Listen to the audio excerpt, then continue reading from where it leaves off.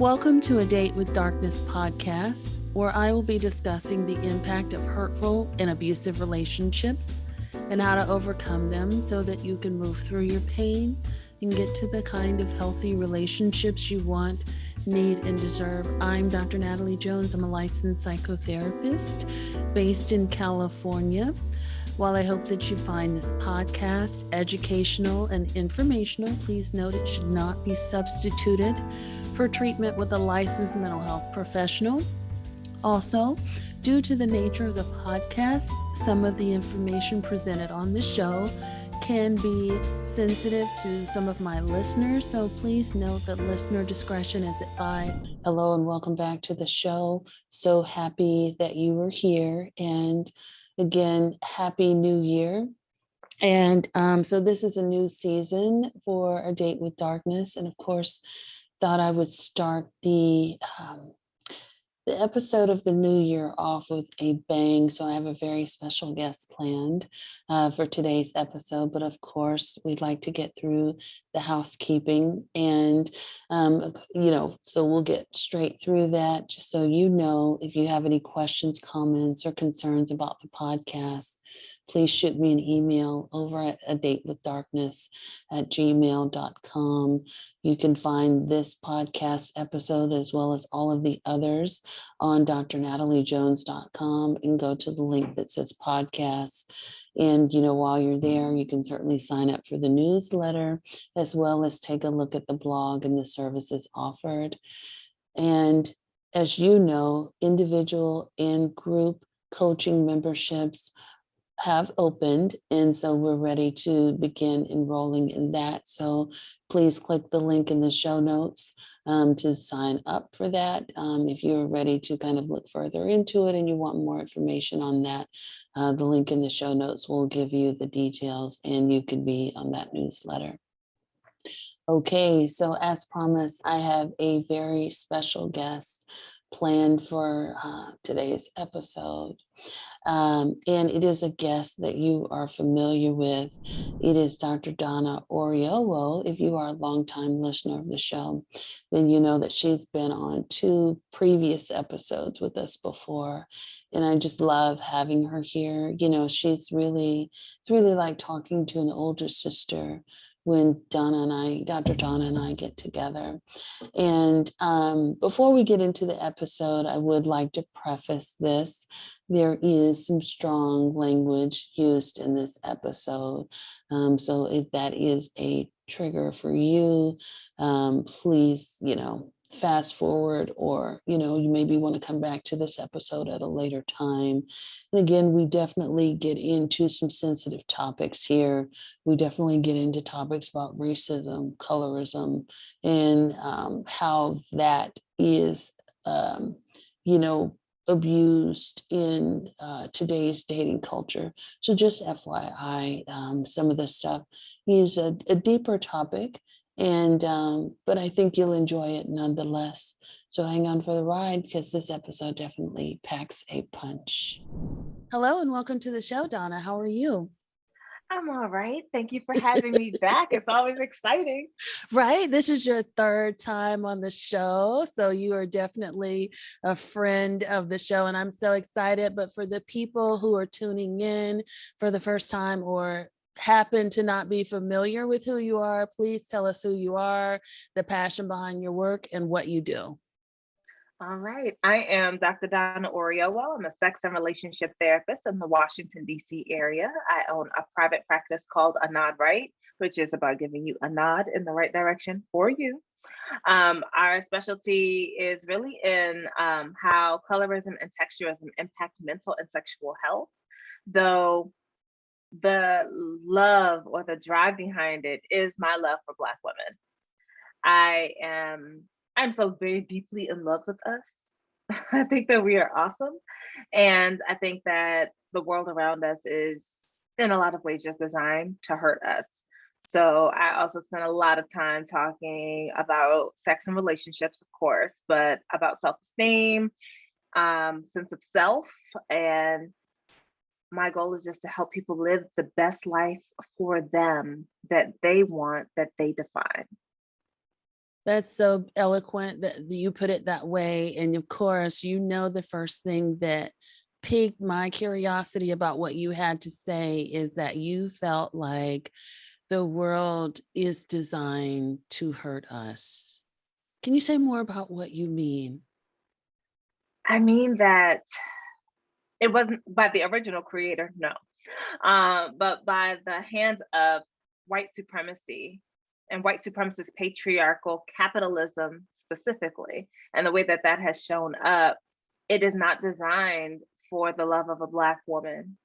It is not. It is about what it can extract from people as well as the earth, with no thoughts to the consequences. It's about how can I line my pocket? How can I prove myself to be the biggest, baddest, richest white man, in particular, by hoarding the most wealth, having the youngest partner that I can get, and proclaiming myself to be the best. And if that is the goal, it is at the expense of others. Very well said. There's so many ways of where we can go with that, but I definitely brought you on here for a specific topic. I want to talk about misogynoir. I want to talk about what that is and how that's showing up specifically with respect to dating. Let's do it.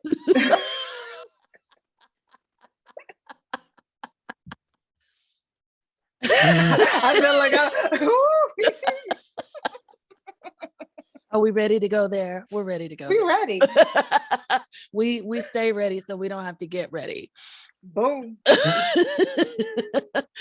Can you talk a little bit about what misogynoir is, or like not just the technical terminology, but maybe like what it looks like? Like, how do I know that I've encountered it?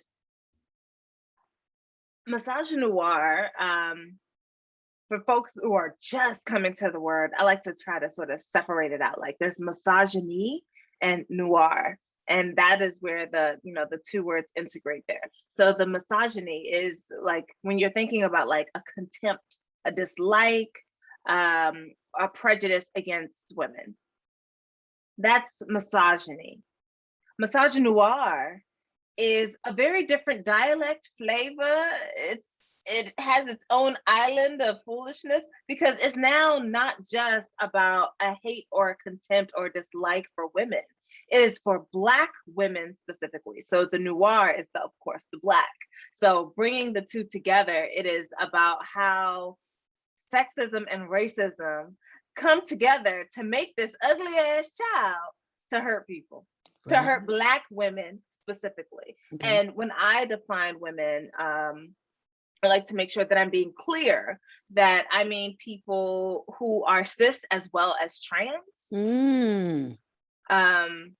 Because misogynoir, as well as at that point heterosexism and transphobia, all of that stuff will be hitting all up in there. But misogynoir is against women, and it is against Black women in particular. Okay. Now, who can be the perpetrators of misogynoir? Everybody. Okay. I want to be clear about that. I want to be clear about that so the people know, right? Because people are always like trying to put into a box, well, this person can't do it because. So let's talk about what that looks like in real life. How do I know whether or not I've encountered that? What are the telltale signs? Does anything come to mind when you think of misogynoir, or does any person that sort of spews things recklessly, does that come to mind? Both of those come to mind. So on the one end, I think like one example that I give sometimes is, so say you're walking down the street and you're looking extra cute, And there is this guy in particular, who is trying to talk to you. Like, hey, yo, like, what's your name? Like, hey, you in the blue G. You in the blue G. And if you say no to their advances, if you're white, you're a bitch. You might be a dumb bitch, an ugly bitch, but you're a bitch. Mm-hmm. Right? If you are Black, you become a Black bitch. Mm. Sometimes a burnt bitch. Mm. Because now they're talking about your skin tone. Mm. So for me, the misogyny in there is that they think that they already have ownership over your time and attention, Yes. and should have unfettered access to your affection. And if you spurn those advances, something is now wrong with you. Now you're a bitch, and you being a Black person saying no is even more offensive because nobody wants your ass anyway.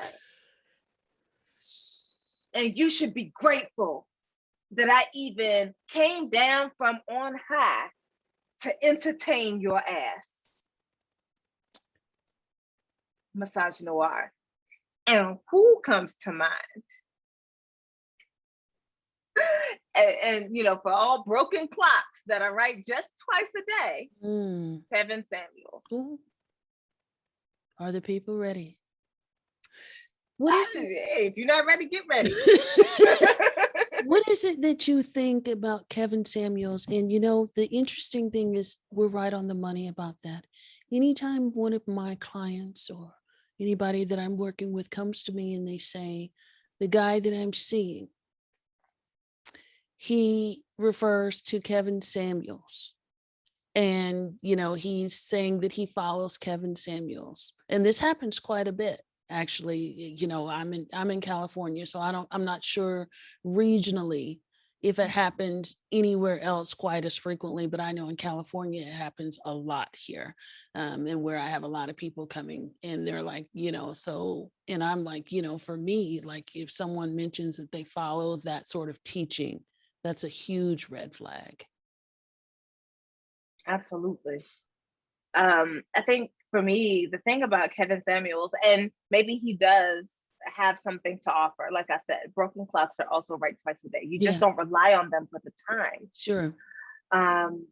He is a person who seems to have a contempt for women, for Black women in particular. Mm-hmm.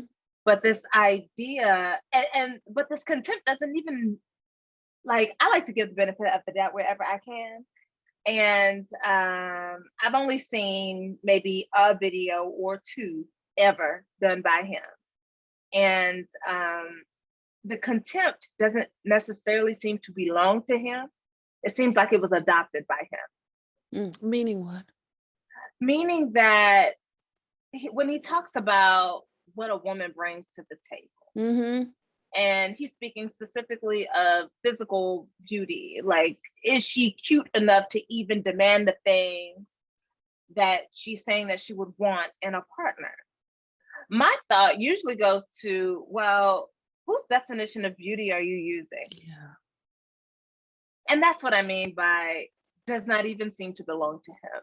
Because I'm just like, well, did you come up with this beauty standard, or did white supremacy give it to you and you've been using it? Because white supremacist beauty standards are very clear and also very difficult for anybody to be able to achieve or maintain. You need to be a skinny, a thin-bodied somebody, right? You need to have breasts that look just so, a butt that looks just so, no waist. Perfect hourglass type figure. Well, with enough meat on the bones, but not too much meat, because you just gotta find your balance. Not too tall, not too short.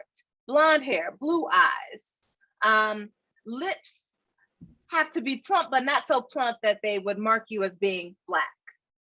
You need to have a nice nose, a certain facial features that also sort of meld into this look. You need to have, you have to also be naturally beautiful in this, and not something that is sculpted or that needs to be changed or fixed or figured out in those ways. You have to look like sex, but not have sex. Yeah, but you also still need to have a great understanding of sexual pleasure, despite the fact that you've only had one or two partners. You need to be sexually responsive, but not sexually irresponsible. So, I mean, now I'm talking about traits as well as physical characteristics. But you got to be white, you got to be thin, you got to have certain small boned features, petite type. That is the height of ladyhood, of ladylikeness. That is what we're saying is the most desirable, or rather what white men have deemed as being most desirable. And oftentimes Black men in a position to talk about what a Black woman brings to the table, these are the standards that they are judging by. They're not judging Black people by Black people. They're judging Black people by white standards. They are. And I would agree with that they are judging by white standards. And in my opinion, I don't know how you feel about it. In my opinion, when you start doing that, there's an extreme self-loathing. It's not about Black women per se, and it's not about, what you look like.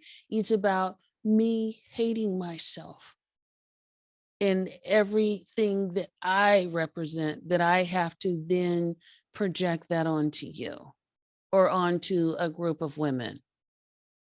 Absolutely. I would even go so far as to say that with this self-loathing, there's also a loathing of your family of origin. Absolutely. Absolutely. There is a particular type of hatred for your mother. Yes. Who probably looks a whole lot like you. Yep. But while you are busy seeking everything that doesn't look like her, you're also saying that she has no value. Yeah. And anytime that people do that, it never works, in my opinion. Although they might be spewing this and they might choose someone who's not Black, they're just like their mother or toxic. They're very toxic. The person that they usually end up choosing is very toxic in every single way. But you put all of your stuff onto an innocent group of women. Yep. And the thing is, sometimes it's inherited. So your mom might also have Absolutely. A hate and a contempt for themselves, wishing that they were lighter skinned and wishing that they had straighter hair. And so they would also teach you to have a contempt for anything that is too close to that they want you to improve the race, as is said in some other countries, not usually here. Yeah. We do ours very covertly. Yes. We're not very open about the language that we use when we are seeking partners that look a certain way so that we can meet a demand that has been given to us either by family or by culture. Here's a question I have for you. Do you think a misogynoir person has the capacity to love? Or are they just so fixated on the exotic image? It's almost like, in my opinion, like the new Jordans. Like I want the new Jordans on my foot. It like represents a status. Do you think they have the capacity to actually love? I think that love has a different definition for people who are in that space. And so by their definition, and by the definition that even society sort of gives us, yes. Okay. By the definition that some Black folk like to use from the Bible, love is patient, love is kind. No. Okay. And I'm making that distinction because so many of us have actually been taught a love that is about possession. So we have a consumer-based love of I have to have you in order to show that I love you. Yeah. And that you, to show that you love me, have to break to my will. Yes. So the same way that we break horses so that they are writable. The way that we break the will of animals. That's what we do, right? And we say that this is their norm. And it is not actually at all their norm. We have broken them to our will. And people are doing that with partners. And we're doing that with gaslighting, manipulation tactics, that where that sentence might come up: to prove that you love me, you would do this, but you obviously don't love me, and that's why you don't do it. Right? Like, you would give me the type of sex that I want, or you would be a ride or die. Submissive. You would be submissive. You would stay in your place. If you were a real lady, and I only date real ladies, then you would be doing this. And it's sort of like a grading card of all the ways that you fall short. But it's almost like, well, why did you like them if the only reason you like them was to make them into something that they are not? Yeah. But that is how we have been taught to love. Yes. We have been taught a possessive love that strangles the life out of somebody. We have not been taught to love something and not feel the need to possess it. Which, like, as a person who just got married this year, right? Like, I remember my vows to my partner, and we did readings, but they were not from the Bible. And one of the things that we had read was from a book. Oh my gosh, if I could just remember what it was. I'm gonna find this thing. I'll wait for you. I felt like it felt right.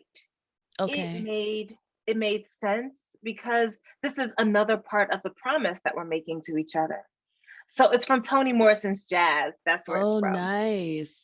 And it is a little bit of a longer quote, if you don't mind. Okay. It's nice when grown people whisper to each other under the covers. Their ecstasy is more leaf sigh than bray, and the body is the vehicle, not the point. They reach, grown people, for something beyond, and way, way down underneath tissue. They are remembering while they whisper the carnival dolls they won and the Baltimore boats they never sailed on. The pears they let hang on the limb, because if they plucked them, they would be gone from there. And who else would see that ripeness if they took it away for themselves? How could anybody passing by see them and imagine for themselves what the flavor would be like? Breathing and murmuring under covers, both of them washed and hung out on the line, in a bed they chose together and kept together. Never mind, one leg was propped on a 1916 dictionary, and the mattress, curved like a preacher's palm, asked for witnesses in his namesake, enclosed them each and every night and muffled their whispering old time love. Wow. It's that pair for me. Yeah.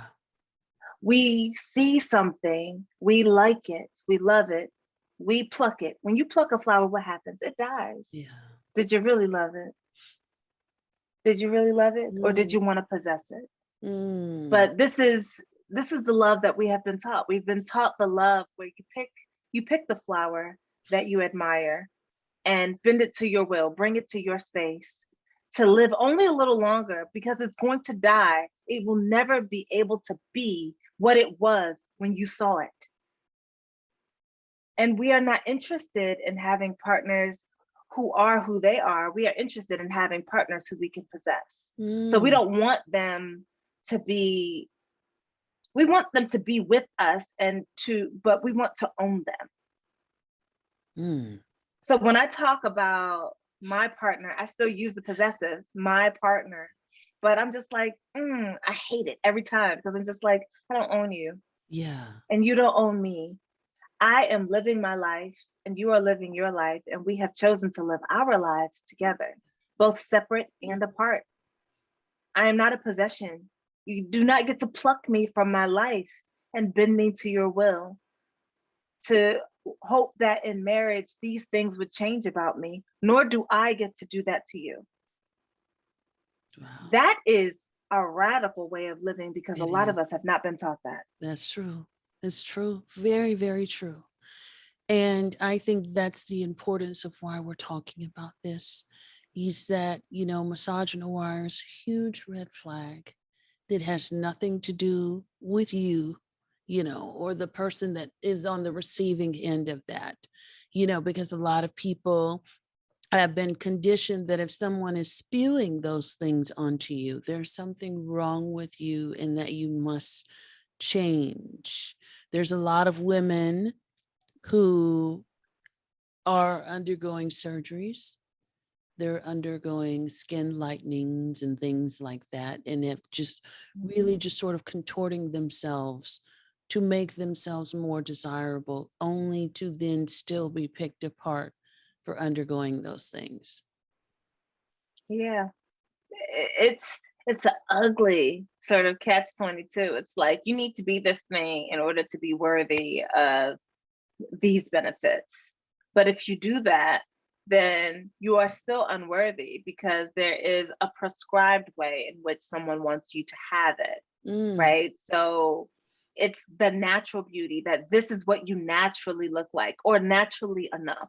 Yes. Right, that your skin is already light, not that you have had to achieve it through creams, that your hair is already straight and not that you had to achieve it through relaxers, that your body is already in the shape that is desired, and that this one you can work for, but that you already had the natural body and you are just tightening things up through exercise, that you are not allowed to achieve the body or the look by way of makeup, weaves, or surgeries, that this makes it immoral in that way, and that you are immoral because you have achieved it in this way instead of doing it the long way, the hard way, the way that shows so-called discipline. I don't think it actually shows discipline. I think that sometimes it's easier to go in this other way. So I'm like, yes, it's a bending to desirability, but it's also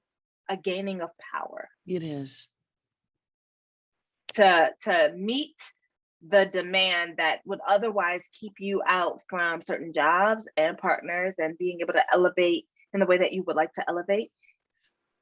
I mean, honestly, it's all ends up being a power grab. Part of the power cycle here is that you are told how you are inadequate. And when you meet it, grabbing back for power. So someone tells you that you ain't shit, and that diminishes your idea of what your own power is, but it's because it transferred to them. They get more power because they made you feel like shit, which now means that even if they could not have access to you before, they do now. They can have that access now. But if you do the thing that you need to do according to what the societal standards are, and you meet that and you look like that, then now you have power. So they have to move the marker to make you feel like shit again. Well, you should have got it this way and you didn't get it that way. So really, you don't have as much power. You got some, but not enough. The goalposts are constantly changing. Constantly changing. Like first you got to get this education to be worthy of this job. Well, now it's like, no, now you need this other advanced degree. Nope, now you need this other thing. Because otherwise what it means is that they now share power with you. Yes. And they're unprepared to do so. Oh yeah. Yeah. It's amazing to me when we're talking about misogynoir, where these men or people, I should say people, because it's, it's really all groups of people that are doing it now, but we started out talking about men and dating. But it's amazing to me when they have partners, when they finally do acquire other that does not belong to the Black race, that is supportive or in a relationship with them.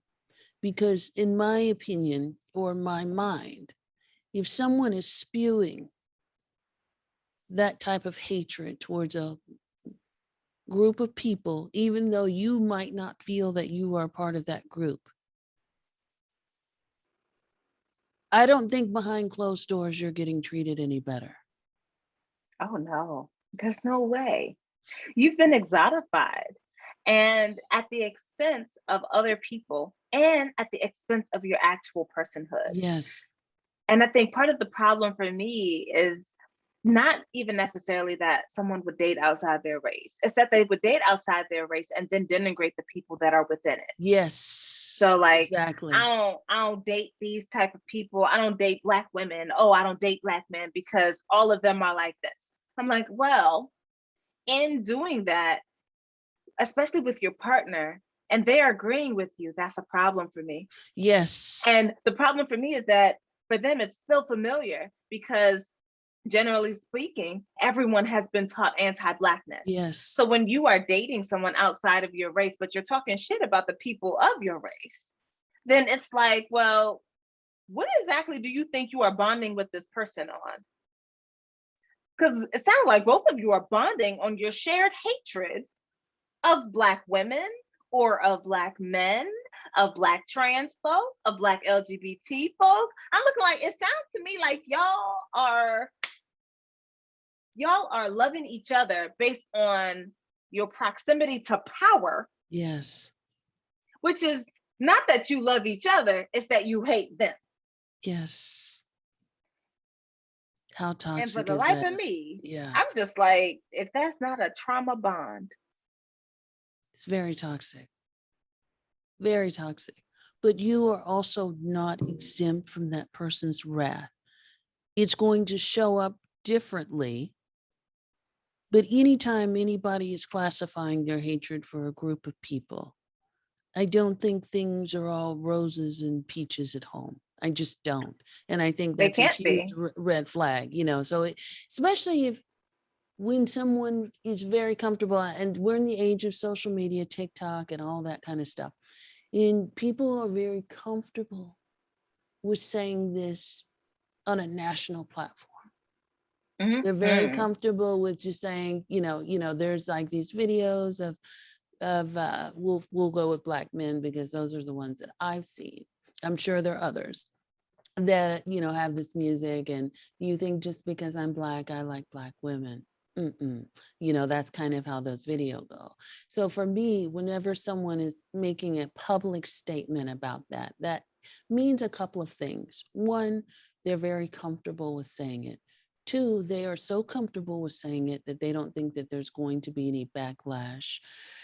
Three, that they must have been saying it and gotten a whole lot of support to feel so comfortable in saying it.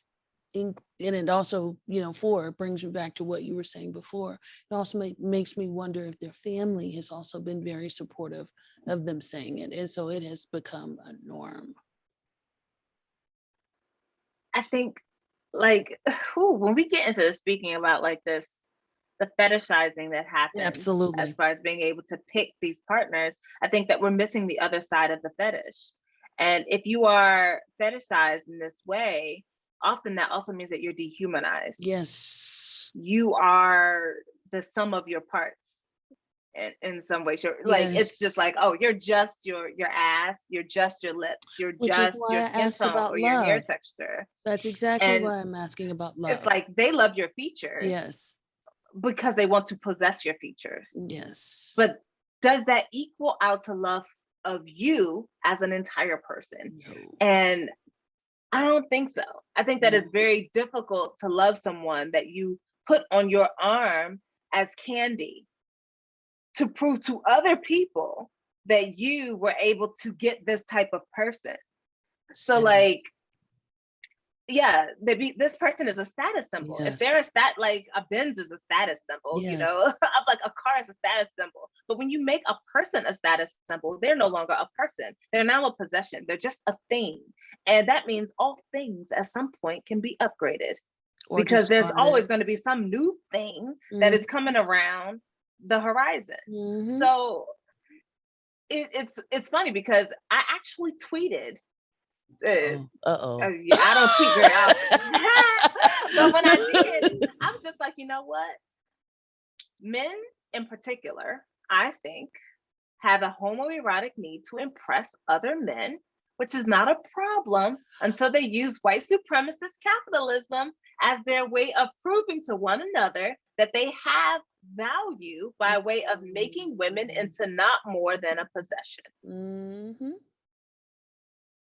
And the quickest way to gain a possession, even beyond the reaches of one that does not want you, is to make them feel badly about themselves. So if you can make them doubt their own value in turn, or even believe that their real value is based on the thing that you said that you desire, so their value is nothing but desirability politics, then you can say things like, what do you bring to the table? And in destroying someone's self-esteem, gain access to them. Okay, let's talk about that, because we've mentioned that before, and that's definitely a statement that I want to unpack and get into. Tell me about that statement. What do you bring to the table? What do you think is behind that statement? Why are they asking you that? Gaslighting is made behind that statement. It is a gaslighting ass statement. It is meant to get people to doubt themselves as whole human beings. It is meant to sort of start calculating based off societal ideas of value, what you have that actually constitutes said value. Now, when we're talking about women, and again, that's all women, trans or null, right? We're now talking about beauty politics being your main social currency. Yes. So it does not, in a lot of ways, it does not matter whether or not a woman is smart. It does not matter whether or not a woman has money. What does matter is how that woman looks. Yes. Is that woman beautiful? But we have to remember who's defining the beauty. Who is saying what is beautiful? Because then it's like, well, we have things like the brown paper bag being the measurement tool of choice to determine whether or not someone is too dark to be considered beautiful, right? Or if, well, what's their natural hair texture? Okay, well, their hair texture can forgive some of the darkness of their skin because they have naturally straighter hair. Oh, well, their lightness of skin forgives their kinkier hair texture. Oh, but they're light skinned and they got good hair. Now you're winning, right? So it's like, well, we have to determine who has made the determination about what beauty is, and why is that the thing that a woman needs to bring to the table? She needs to bring good looks and pussy. Wow. That's all they're asking for. Wow. Because in the end, the good looks is for wearing on the arm. Look what I got. As though a car. Look what I got. Look what I was able to get. And the pussy is the ride. Like, oh, I got to get in there. And it rides nicely.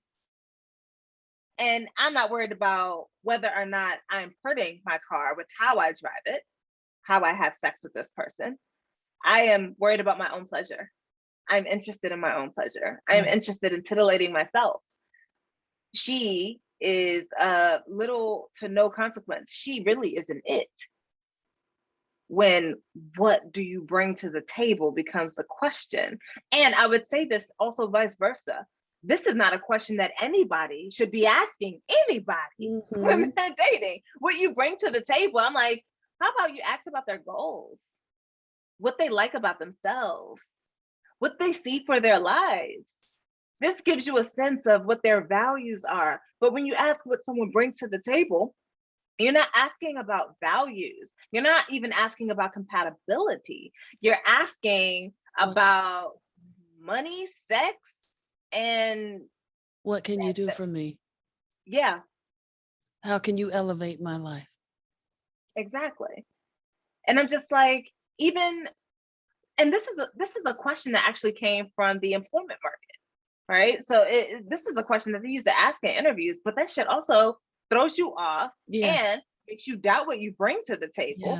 And thus they can lowball your ass and you will accept whatever the daggone monetary value of the work that you're doing that they say is. So I'm looking like, so it's gaslighting, period. No one should be asking this question. And we certainly should not be directing it at each other as though wielding a gun. It's dangerous. It's harmful. I mean, yes, you might hurt them, but you still get some recoil. This question is not good for people. Not to be reduced down to a monetary value or a dick size. Yeah. It's not okay.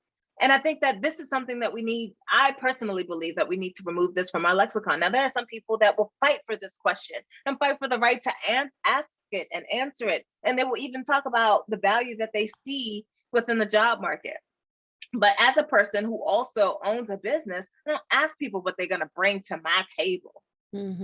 Because it's a stupid question. And it does not yield the results that you think it yields. Instead, I ask them about their values. Exactly. I tell them about the values of the business. I'm like, well, in what ways do you see us being aligned? In what ways do you not see us being aligned? I'm not asking you about what you think someone brings to the table, because then that, number one, that's all they need to bring to the table. So you shoot yourself in the foot. They're not going to give you more than what you're asking for, especially if they feel a type of way about you, because now this question has broken trust. And it's hard to be vulnerable when there's no trust. So what kind of relationship do you think you're going to have with somebody if that's how you built it? But, I digress. But people give their best when you're in alignment. Yes. When the values complement each other, they don't have to be the same. They just need to be complementary. Yes. And you need to see them as an entire person, an entire being, and allow them to see you in the same way. But that requires vulnerability. And this question puts a stop in that, because then you don't have to consider what you or who you are and what your values are. Because you've already asked the question, which means you've given yourself the upper hand. Well, what do you bring to the table? I'm better than you. What do you bring to my table? Yes. Yes, very much so. What do you think is the best way for people to respond to this question when it gets brought up? Because I feel like this gets brought up a lot on dates. There's also variations of it where people are asking in a roundabout way what you bring to the table. What do you think is the best way to respond to a question like that? I tend to ask people what their intention is behind the question. And what do they imagine their impact is?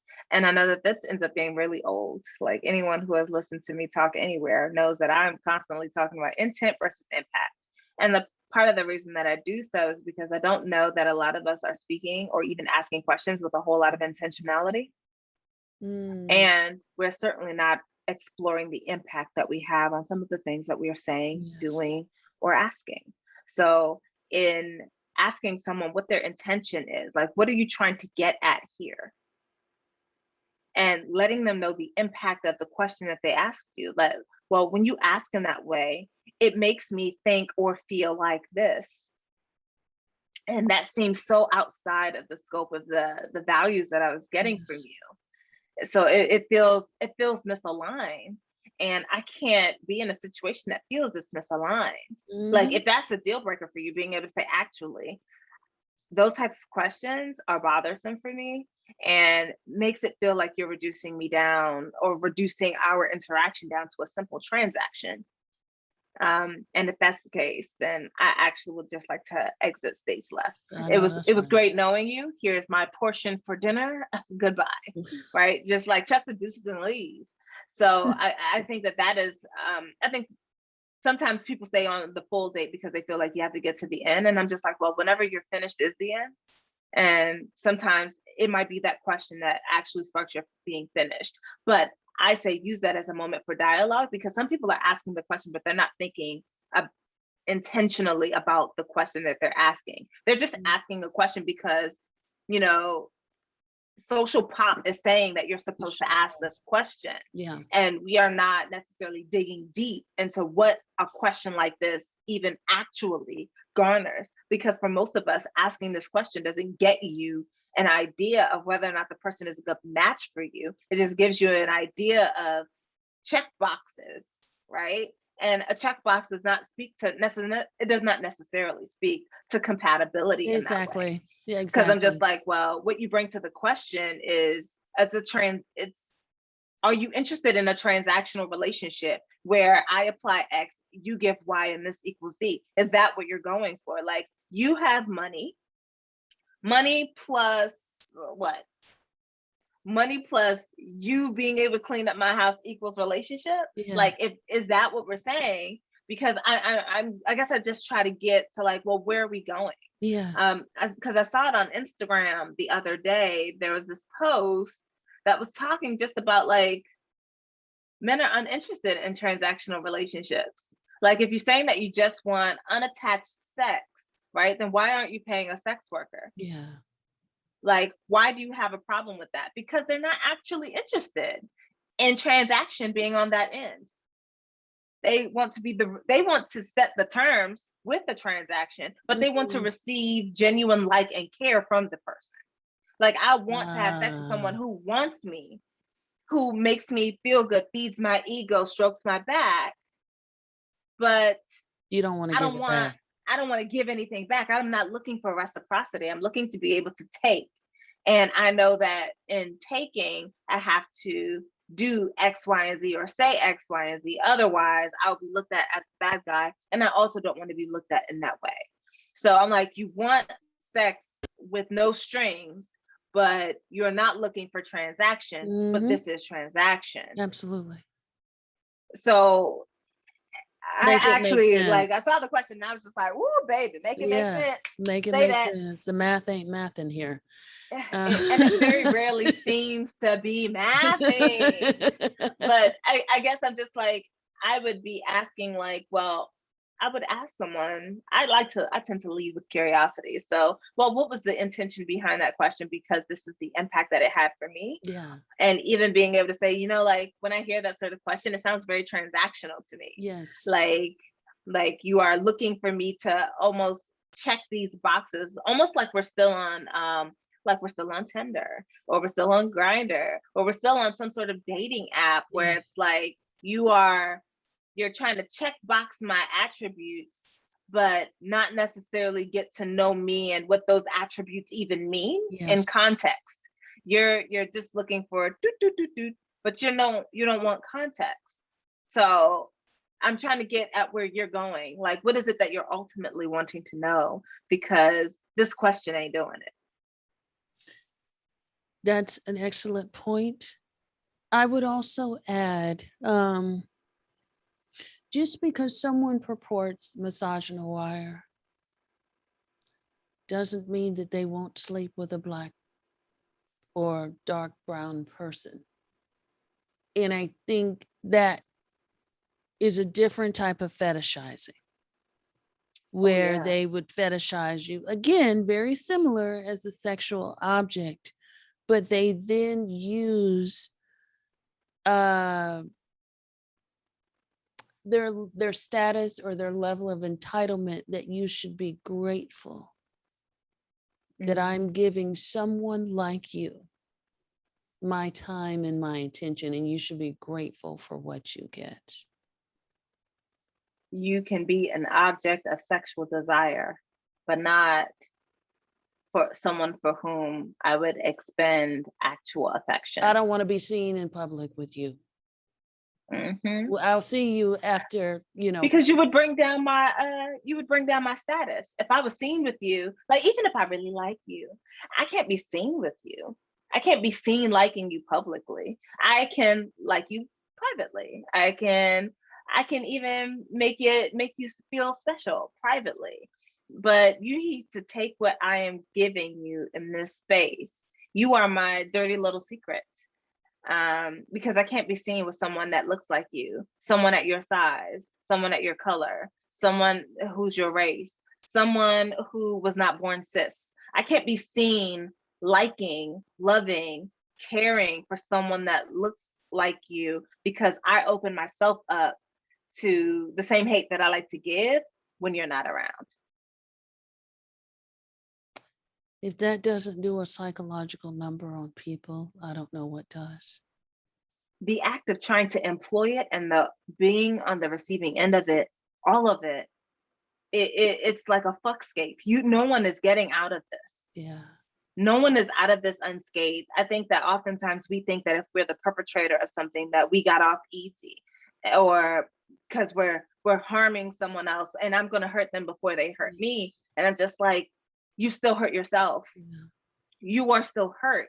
You're not hurt just because you hurt someone else. Yes. I mean, even when I think about like white supremacy, I'm looking like white supremacy is damaging as hell to white people. Yeah, it is.